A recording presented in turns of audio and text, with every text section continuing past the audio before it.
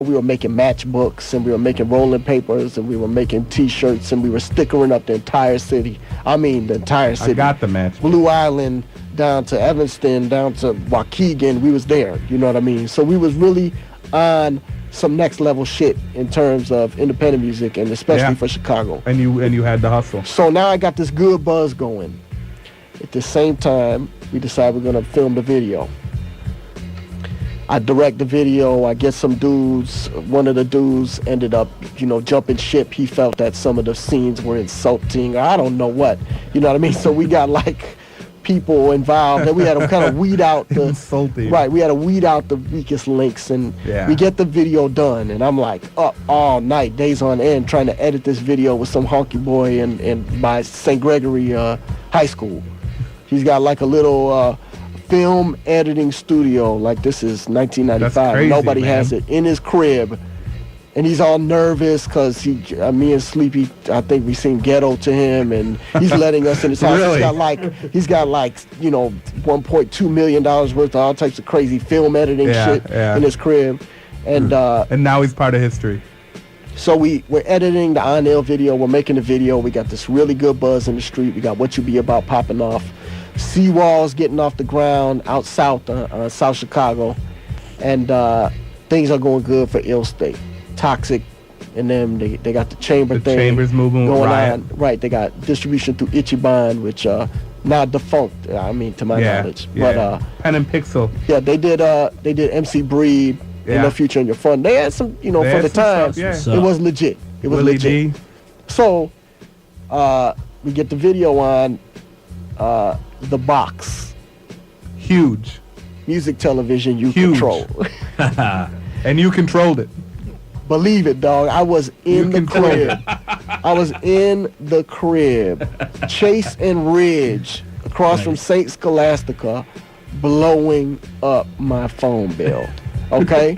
So then I blow up my phone so hard on 900 numbers that I can't call anymore. They done cut it off where they won't let me dial anymore. 900 numbers, right? And I'm all nervous. The box was on speed dial. And no, hold on. I got the box numbers for the whole country. So I'm dialing it up in San Fran, and I'm dialing it up in Orlando, and I'm dialing it up in Texas, and I'm banging it.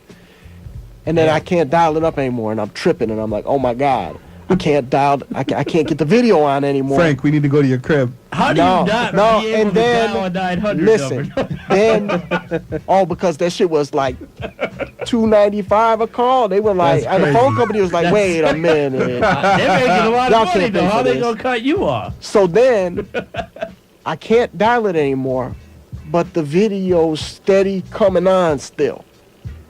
And I realized, I probably didn't have to do it quite like that. But it was. But I mean, it helped. Right? No, it set it off. People took to the video. They liked it, and then we get the call. And how? This is the big call, and you got to understand. You got to put yourself in 1995. I get the call from a video publicist I hired. Rap City wants to put the video on. Huge. They got it. They want to put it on 7 times a week here. So then it goes to 15 times a week. Then it goes to 22 times a week. And all of a sudden the video's on TV. And I got the buzz going in the street with What You Be About. And the album's in stores independently. And we're moving CDs. Were you ever going to do another video for the Illa LP? Well, you know what? The lifeline of On Ill was so long. It was getting supported for such an incredible length of time. I mean, it was on Rap City for months.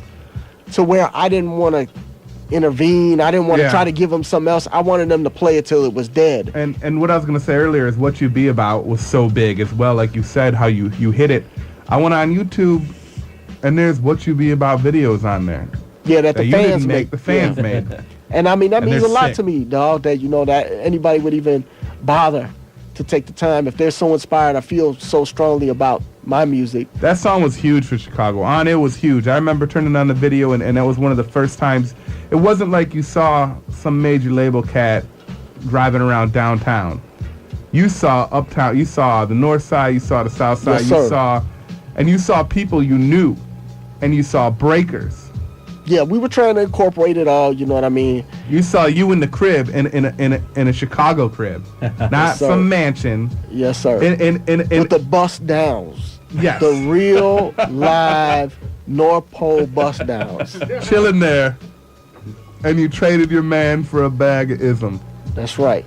flaming ism. And let it be known too, and this is with all 100% due respect to Boogie Boy, because that's my guy Yeah. for life. You know what I mean? But that premise for the Boogie Boy mixtapes, the gangbanging mixtapes, derives from What You Be About. That's what that is. You know what I mean? He took it to the next level. So I don't, Yeah. it's not a bite.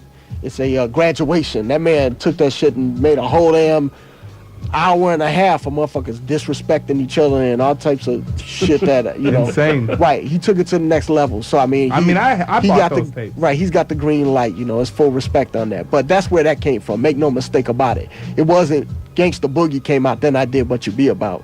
No. Boogie heard that and was like, oh hell no, this is a gold mine right here.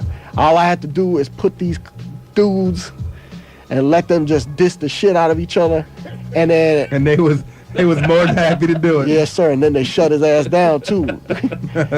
they told him, oh no, you're not putting these out no more. You're not finna make no money disrespecting this nation and that nation and this block, and so it got real serious it ran real its quick. course, and Boogie had to pursue other endeavors.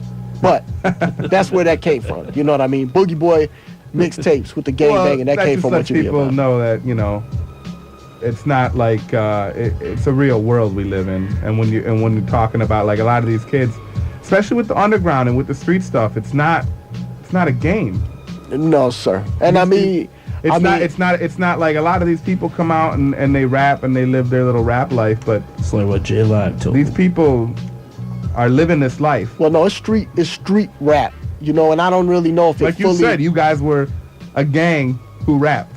And it doesn't really exist like that so much anymore. There's some of it, but it's a rarity now, whereas at that point, that was kind of in order to be legitimate, you had to have the game be able to back it up on the confused street. now. You know what I mean? Everybody's confused because nobody knows where they are. And we'll get to that. We will. So we had great success on Ill, and it was time to follow it up, and then we get into the Power Moves thing, and I'm going to skip over a little bit. I love this beat right here. By the way, real quick. I'll skip over a little bit on the Power Moves tip. Skip the power moves? No, not skip it. Great opportunity, my first major label release, But this was also a time when Ill State was more or less, and I don't want to say dismembering because they exist to this day and they're tight as ever. Yeah. But some of the core members of that time, Traxter, K-Tone, myself, Toxic, KX Illa, We're doing their own thing. started to branch off and go in different directions, and I think it ended up creating issues, and it was just a very difficult time. So, and I make no excuses. I think Power Moves is a very good album. Great record. And there's gems on it. There's things about it that I'm very proud of, but I do associate that time with like emotionally draining period of my life. You know what I mean? Where it was a lot of drama going on, and it ended up coming out through Cargo Universal, who went out. They had great success with rock and roll, Blink 182. Yeah, and, the Roots initially, right? They released Roots Organics, and so they had some good success, and they were trying to branch off into this. They saw the noise I was making. It was a local label, major distribution through Universal, so I thought it was the opportunity. It ended up not working out. Basically the label folds. You shot 2 videos for that too. Game You Claim, Old School Tactics. Old School Tactics, right, with Rhymefest. And Old School Tactics was supposed to be on Ill too, but I don't know if it was Fest or what it was that made it not. It made it Old School Tactics. Right, it was its own thing. You know what I mean? But that's what it was supposed to be. It was supposed to be. I remember the video. Look, the video. The like I seen the video. I don't know how public did that video get, because I got them. No Rhapsody. It got on the box, but then the box went defunct shortly after it aired. Did Game You Claim ever show on anything? Game You Claim was on local cable television. Okay. I just remember seeing Fest in his Adidas joint, and up on the roof in the Moment shirt. Dog, anybody who was at that video shoot, Rhyme That Fest, or I mean, Trackster in the back with his chain. Yes, sir. We got Boogie Boy in there, and Boogie, yeah. Yeah, I mean, you know, And the girl. it's a classic moment in time, you know. But Power Moves didn't work out the way I needed it to. Yeah. So here I am.